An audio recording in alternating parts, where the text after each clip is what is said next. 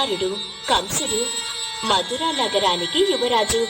అతను దయా దాక్షిణ్యాలు లేని కఠోర హృదయుడు. అతని కనికరం లేని దుర్మార్గపు మనస్తత్వానికి మధురా నగరంలో ప్రజలు భయపడేవారు. అతనికి తన పినతండ్రి కూతురు దేవకి అంటే వల్లమాలిన అభిమానం మరియు ప్రేమ. ఆమె ఎంతో గుణవంతురాలు. దేవకి పెళ్లి ఉత్తముడైన వసుదేవుడితో నిశ్చయమైంది. పెళ్లి ఎంతో సంబరంగా జరిగింది. అన్ని కార్యక్రమాలు పూర్తయిన తరువాత కంసుడు ప్రియమైన తన చెల్లిని అత్తవారింట దిగబెట్టడానికి తానే స్వయంగా రథాన్ని తోలుకుని బయలుదేరాడు. వారు దారిలో ఉండగా అకస్మాత్తుగా ఆకాశవాణి వినిపించింది. నువ్వెంతగానో ప్రేమించే నీ చెల్లికి పుట్టిన కుమారుడు నిన్నంతం చేస్తాడు. దేవకికి పుట్టే 8వ సంతానం చేత నువ్వు హతమవుతావు. తనని చంపేస్తే అప్పుడు ఆ సంతానమే ఉండదు కదా. అన్నయ్య, నన్నేమి చెయ్యకన్నయ్య. ఎందుకు? నేను నీ ప్రియమైన సోదరిని కదా. అన్నయ్య, దయచేసి నన్ను ఏమి చెయ్యొద్దు. కంస, నువ్వు చేస్తున్న తప్పేమిటో నీకు అర్థమవుతుందా? తన పెళ్లి రోజునే నీ సోదరిని చంపటం ఎంత మాత్రం న్యాయం కాదు. మేం మాకు పుట్టిన ప్రతి సంతానాన్ని నీకు అప్పచెపుతామని మాటిస్తున్నాను. దయచేసి నన్ను నమ్ము.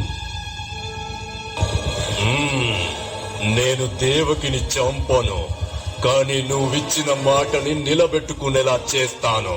కంసుడు రథాన్ని వెనక్కి తిప్పి మధురకు పోనిచ్చాడు. మధుర చేరుకున్నాక దేవకిని వసుదేవుణ్ణి కారాగారంలో బంధించాడు. ఒకరోజు కంసుడు తన మందిరంలో ఉండగా దేవకి ఒక బిడ్డకి జన్మనిచ్చింది అనే వార్త తెలిసింది.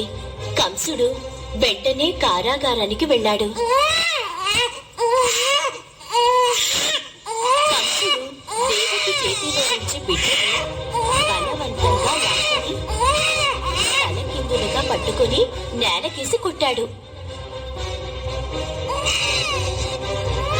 ఆ తరువాత కంసుడు దేవకికి పుట్టిన తరువాతి 5 బిడ్డలను కూడా అలాగే చంపేశాడు. కొద్ది కాలం తరువాత దేవకి తన 7వ బిడ్డతో గర్భిణి అయ్యింది. 7వ బిడ్డ మహిమతో దేవకి గర్భంలో నుండి గోకులంలో ఉండే వసుదేవుడి 2వ భార్య గర్భంలోనికి వెళ్ళాడు.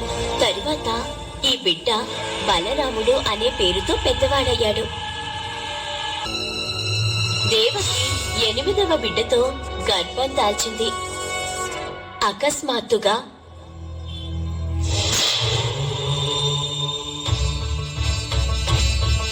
దేవకి వసుదేవులారా, మీ కోరికను తీర్చడానికి విష్ణుమూర్తి మీకు 8వ బిడ్డగా జన్మించబోతున్నాడు.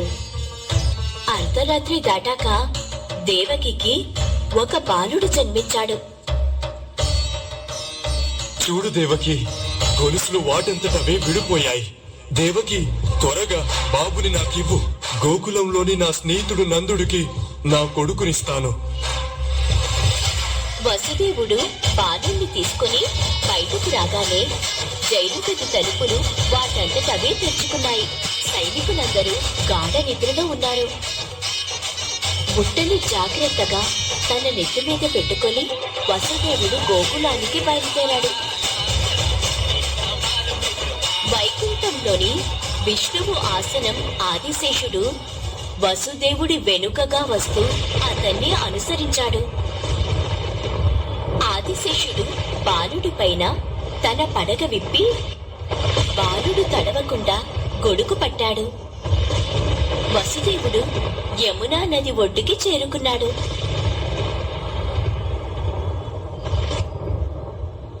అతను ఆశ్చర్యపోయేలా నది రెండుగా వేరయ్యి వసుదేవుడికి దారిచ్చింది.